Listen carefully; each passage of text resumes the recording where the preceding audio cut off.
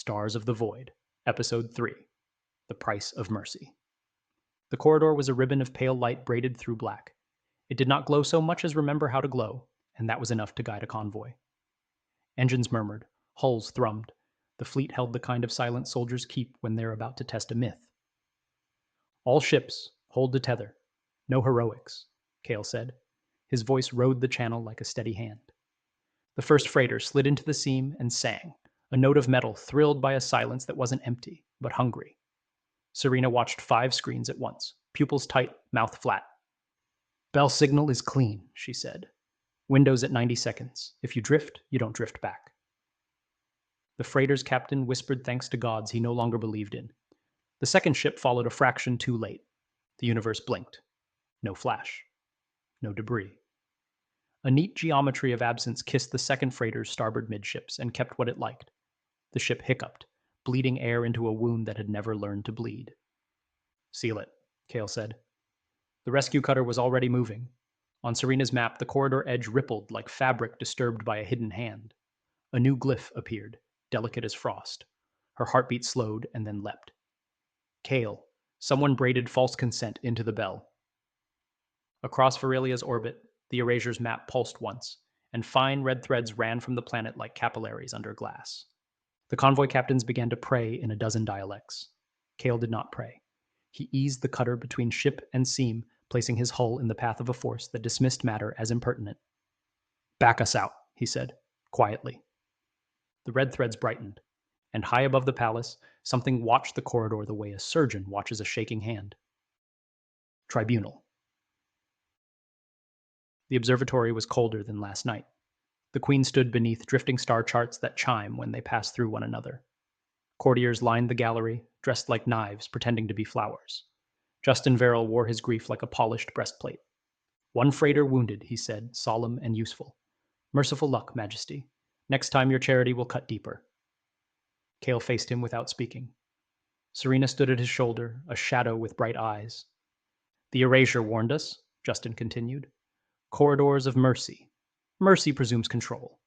The bell, this pod, should be secured in Verelian custody before this outsider unthreads more of our sky. Outsider? Kale said, mild. The Vow of Glass makes him kin, the Queen said, and the words sliced the air cleanly. What you mean is, you want a toy that frightens you in your own box, where only your hands can break it. Justin's smile was a scar. I mean that a day after our alliance, the corridor ate a ship because someone altered the bell. Someone did, Serena said. She called up an image. A lattice of code overlaid a schematic of the pod, then split to reveal a parallel network that didn't belong. The tamper came from within the palace, a subnet seated in a research wing called the Mirror Garden. Justin did not glance away. He did not have to. His people knew when to avoid breathing for him. A rumor, he said, conveniently timed. Conveniently signed, Serena replied. The projection magnified, isolating a signature. Your captain of labs used his old militia cipher when he buried the hook. The gallery murmured. The Queen lifted her hand, and the sound went to ground. She regarded Justin as one might look at a tree that has begun to crack down the middle. If my house carries infection, she said softly, it will be cleaned. Justin's jaw tensed. By a will that erases fleets? By a prince who carries our bell like a leash? By those who took the vow, she said. By us. Then to Kale. If you cannot clean this, Prince, the erasure will. The corridors are a promise and a warning. Choose which story you'd have it tell about us. Kale inclined his head. We'll need a door to the Mirror Garden. You'll have a corridor, the Queen said. Its doors will open and close at my word. And, Justin, he straightened. If this infection is yours, she said, you will learn what mercy costs. He laughed once, quietly, because he could not help himself. Mercy is what the guilty ask of kings. Not today, she said, and the star charts above their heads dimmed as if the room agreed. The garden that lies. The Mirror Garden was never meant for guests. It was carved deep under the palace, a ring of labs with a courtyard at its hub, a grove of metal trees whose leaves were sensor dishes, whose fruit was captured signals, walkways arched and intersected. Holographic diagrams drifted like jellyfish above open books. The smell was copper and ozone. Knowledge and ambition warmed until it gave off a scent. Serena moved through it with a predator's patience, counting cameras and boots, learning the rhythm of the alarm's breath. Kale kept pace with a soldier's grace, hands empty, eyes doing the kind of work hands are asked to do later. They didn't sneak for long. Drones found them, silver gnats that spat light. Serena's pulse rounds were quieter than breathing, her aim the kind you can't teach without the right childhood. Kale caught a running technician by the wrist, turned panic into stillness, then into cooperation. The Resonance Core, Serena said, nodding toward a chamber whose door pulsed at the edges like a heartbeat seen through gauze. That's where they hum the false signal that makes the corridor believe. The technician swallowed. We don't counterfeit the bell. We tidy it. Kale's voice was calm as winter. You braided consent you had no right to braid. It was for the city, he said. To widen the corridor. To make it kinder. We can do that. We can ask it to be kind. Serena touched his shoulder, not unkindly. Lies spoken softly are still lies. The lab's gravity hiccuped, once, twice, the building remembering other loyalties. From above, somewhere in the palace core, a royal override detached sections of the garden from the broader grid. The queen was cutting off limbs without killing her child, for now. Captain, Serena said to Kale without taking her eyes off the door, the core will be nested in null fields and rotating shears. We'll need timing windows. We'll also need the real bell to speak while we destroy the fake one. Windows you can give me, Kale said. A voice I can give you. Outside, the fleet repositioned, guided by Serena's previous map. Corridors of mercy painted across the stars, danger threads pulsing red. A Verelian destroyer nudged closer to watch. A junior captain asked an impertinent question. A senior officer answered with a touch of the shoulder and a sideways look at the bruise that was not a bruise. The destroyer turned its nose an inch too far. It didn't explode. It didn't even groan. It was simply replaced by the memory of where it used to be. The entire palace felt the quiet that followed. Justin did not speak. The queen did. Clean this, she said to no one in the room and to everyone, and the walls rippled as if the stone itself had learned to obey. The price. Back in the garden, Serena skimmed her fingertips along the door's glow, reading harmonics the way a thief reads breath. I can open it on the half-breath, she said. 90 seconds when the fields line up wrong. After that, it will try to shear us like paper. Kale nodded. Then we make a path of 90-second lives. He glanced to the side. Serena. She knew him too well not to hear the thing under the name. Say it. The tactical display on his wrist showed the red threads the erasure had marked, places it would clean first if left to its own rules. Among them, small bright pinpricks that were his. Oranis caches, shadow depots, kept for days when you need a plan the queen doesn't like. He looked at them until they stopped being plans and started being risks. If we ask it to trust us, he said, we show we'll cut our own rot. Serena didn't argue that the caches were not rot. She just said gently, command it. Kale's voice reached Viper flight across encrypted air. Mark Oranis, caches flagged red. Marked, Viper Led said, and knew what it meant before he heard it. Scuttle, Kale said, now! In orbit, small lights bloomed where no one saw, like flowers deciding to die with dignity. Somewhere in himself, a prince buried a thing he'd wanted more than he admitted. The queen felt the tremor in the palace floor and recognized the cost without asking whose. She said nothing. That was its own kind of mercy. The red threads dimmed by a shade. Time to ring, Serena said, and set her shoulders. The core. The door slid aside like a reluctant eyelid. Within, the resonance core was a cathedral of machine and math, fields strobing, the room rotating in a slow, deliberate churn that made balance an opinion rather than a fact. Coils sang. Lattices hummed. In the center, a pillar of light stood as if it had always been there and would be there again after the lights were done dying. Serena slipped along a gantry that forgot it was a floor every few steps. Windows in 3, 2. The strobing aligned. The shear paused. Breath returned to the room. Now. Kale ran as though gravity owed him money.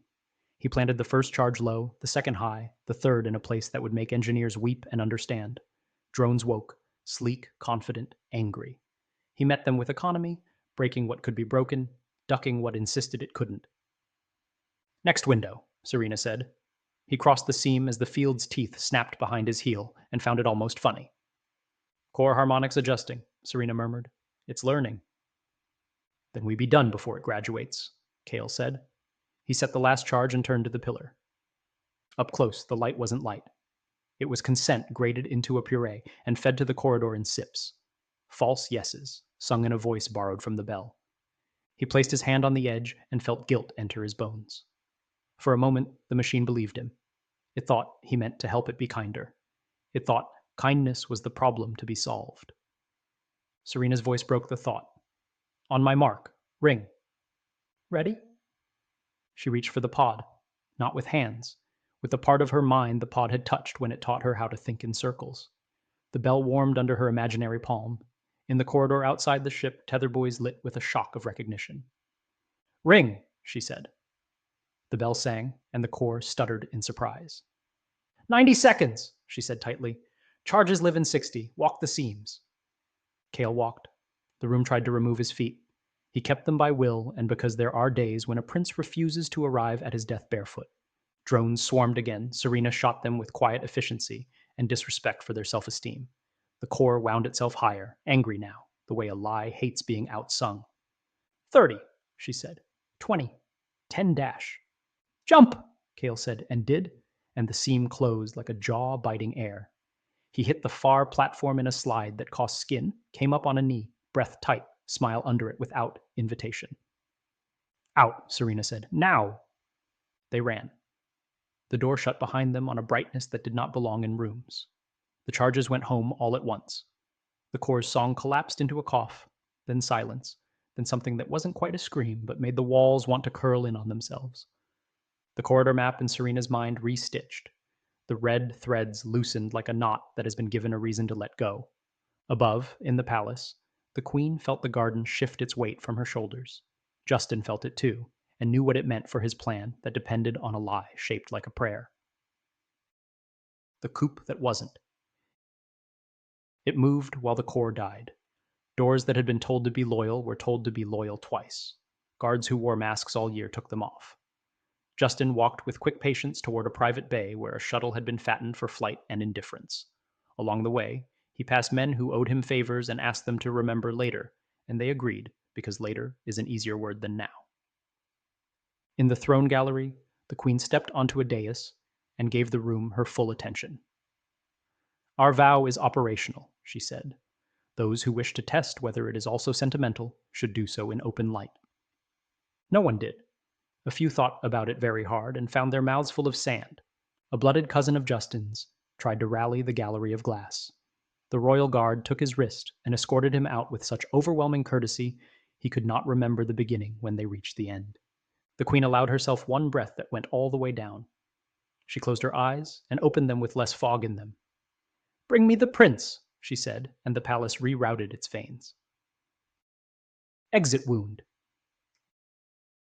Kale and Serena emerged from the garden into a corridor that no longer believed in being a maze. The palace had forgiven itself just enough. Ahead, the door to Bay 13 decided to be honest. Inside, a shuttle waited with its nose tilted like a proud animal about to do something stupid. Justin stood on the ramp, a man trying to decide whether dignity or velocity is the better ally. He chose dignity, because he could not help himself. Stand aside, he said, voice practiced for audiences. Serena's pistol was down by her thigh. Kale's hands were empty. He stepped closer, the way you step toward a wild thing you're not sure you want to tame. You built a bell that lied, Kale said. You sent a corridor into our city that would have eaten it out of shame when it discovered you. Justin's jaw worked. I built a corridor kinder than yours. You built a leash for a will that does not wear leashes, Serena said. She inclined her head at the shuttle. The corridor is out there. It knows your name. Let it, Justin said. And he turned, because he believed in his luck more than he believed in the room. Kale let him go. Serena's breath caught. He shook his head once. Justice isn't a thing we do, he said. Not today. The shuttle lifted, bright and small. The palace opened a seam in the bay doors, a courtesy to a man who'd ruined himself on the larger sky. Outside, The corridor ribbon waited with the patience of a rope. Justin flew for it with the confidence of men who think they are the main story. The ribbon did not move. He crossed the mouth and met a courtesy he had not earned. For a heartbeat, he was neatly removed from the sky. On Serena's inner map, red threads dimmed to faint hairline warnings. The pod warmed, softly, thoughtfully, and painted a new sign in her mind, finer and older. It pointed not inward to their trouble, but outward, past charted dark, to the rim where stories go to end or start again. The Loom, she said, the word arriving like an ancestor. It's showing where bells are born. Kale looked at the bruise that wasn't a bruise, and at the corridors that would not stay open forever. He did not smile. He did not frown. He measured. Majesty will want a choice, he said, and choices are what kill kings. Accounting. The throne gallery had emptied of its bravest cowards. The queen stood alone beneath the glass canopy, her reflection a pale ghost walking the ceiling. Kale and Serena approached along a path courtiers usually used to gossip. Their steps sounded like a verdict that had learned to wear velvet. You cut your own shadow, the queen said to Kale without greeting. I felt it in the bones of the city. I cut what would have put us in the ground later, he said. Mercy without cost is a poem. We don't live in poems. Her mouth twitched. We live under hungry sky. She looked at Serena. What did the will tell you? Serena chose her words as if they could cut. That it is repair, not malice. That it will mark our rot if we agree to clean it. That it hates liars more than it hates anything. And Justin? The queen asked, already knowing. The will cleaned what the law would stall, Kale said. The queen closed her eyes, and if there were tears behind them, they were practical ones. He wanted to be necessary, she said. He wanted to be the hand that the future used. He would appreciate the honesty of this end. She stepped down from the dais. For a moment she looked her age, whatever number that is for a woman who has carved history with the shape of her mouth. The corridors? They'll hold, Serena said. For a while, long enough to teach us how to ask properly. The queen folded her hands, a gesture that in another life would have looked like prayer. Then we ask, she said. We learn, and we do not lie again. Kale inclined his head. There's more, he said. Coordinates? A place at the rim the bell calls the Loom. The queen's eyes sharpened as if they'd slept. A factory, she said, or a chapel. A teacher, Serena said. Or a judge, Kale added. They stood together under a ceiling that had watched kingdoms spin and crack. The bruise on the far horizon turned a face that was not a face, as if to listen. Debts. The convoy limped into safe orbit. The wounded freighter had a hole in its midships that looked too neat to be forgiven. Kale toured the hangar, where crews patched steel with hands that shook only after the job was done. He placed his palm on the freighter's skin, a small apology for asking it to learn a lesson that should have been his. The captain found him, eyes red, dignity intact. We lost 6, he swallowed. We kept 200. Kale nodded once. We'll keep better next time. Next time? The man's laugh was a cracked cup. You'll go back into that thing again? Kale looked across the field at the pod sitting quietly under guard, a bell hiding in a black seed. We don't get to keep the sky by hiding from the part that doesn't like us, he said. We go back until our grandchildren don't remember how to be afraid of it. The captain considered it and found that he could live with the idea long enough to repair his ship. He saluted. Kale returned something smaller and older than a salute and walked away toward the people who would tell him what this choice would cost in money and sleep and names. A queen and her knife. That night, or the hour the palace chose to call night, the queen stood on a balcony where rain fell like a measured confession. Serena joined her without announcement. They watched storms write cursive across the city. You spared him, the queen said without turning. We did nothing, Serena replied. Exactly, the queen said. The will did what we would have argued for months. That is a mercy I will take. They stood without speaking for a time. Serena could feel the pod even here, a warmth pressed between worlds. He loved you, she said at last. He loved being necessary to me, the queen said. It's not the same thing. Serena almost smiled. You could have ordered us to stop him. I could have, the queen said. I did not. Because you wanted to see if the vow would do more than make speeches. Because I wanted to see if I could live with not deciding everything, the queen said, and because the vow is not a shrine. It's a knife. We chose to hold it by the correct end. Thunder rolled across glass roofs. The queen drew in rain scent and shared it around a memory no one else had. Bring him justice in a poem if you must, she said, but bring my city a lesson in the morning. We have coordinates, Serena said. The Loom. Then the morning begins where all stories should, the queen said, at a place that thinks it is the first chapter. Orders. Dawn did not so much arrive as shrug. The fleet hung in a web of paths that now felt like handwriting. A bell that wasn't a bell warmed quietly. The bruise on the map held a polite distance. Kale stood before a wall of glass and told ships where to be. Viper flight, forward screen, Verelian outer wing, match formation. No one breaks corridors. If your blood insists on being brave, make it brave in the correct direction. Comms clicked, engines retuned. Somewhere in the city below, children woke to stories about a prince who told the sky what it could keep and what it must return.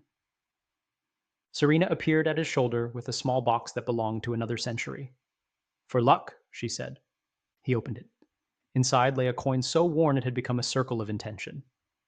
I don't believe in luck. You do, she said gently. You just call it practice. He slid the coin into a pocket over his heart. It made no sound. It traveled like a promise. Ready? He asked. As will ever be, she said. Which, he said, has always been enough. The gate that wants to teach. The fleet turned its nose to the outer dark. The coordinates drew a line through spaces the map had left blank on purpose. The corridors brightened as if the bell approved. They sailed, not with fanfare, not with drums, with competence, that is, a kind of music. Halfway to the rim, the pod stirred and painted another glyph, this one less a place than a manner. Serena leaned into it with her mind. It felt like someone showing you how to knock properly. Gentle, she said. Kale gave the order. Engines eased. The corridors widened like a host gesturing to a clean table. The Loom announced itself the way mountains do, to people who think maps are more real than the world. It filled the view, not a machine, not a temple. Threads of dark and light braided into a shape the mind called a wheel, because that was the closest word it had. At the hub, a mouth waited, not open, ready. Serena touched the bell. The fleet rang without sound. The Loom answered with a change in gravity that felt like being looked at by a very old teacher who wanted to like you. Do we go in? Kale asked, because sometimes obvious questions deserve respect. Serena smiled with most of her mouth, less of her eyes. No. We wait to be invited? We wait to be instructed, she said. Threads shifted. A corridor drew itself through the Loom like a needle pulling patience. The fleet's lights dimmed and then remembered their jobs. The mouth opened, slightly, as if amused by how fast children grow. Kale set his hand on the helm. Between light and shadow, he said, the words returning like old friends. We carve our fate. Say the rest, Serena murmured. He did. We ring with care. The escort ship answered his touch. The fleet adjusted in sympathy, a school of bright fish with a shared idea. The corridors held. They began. And somewhere on a throne of glass that had learned to be less proud, a queen smiled once, quickly, like a woman who intends to keep what she has chosen. Fade.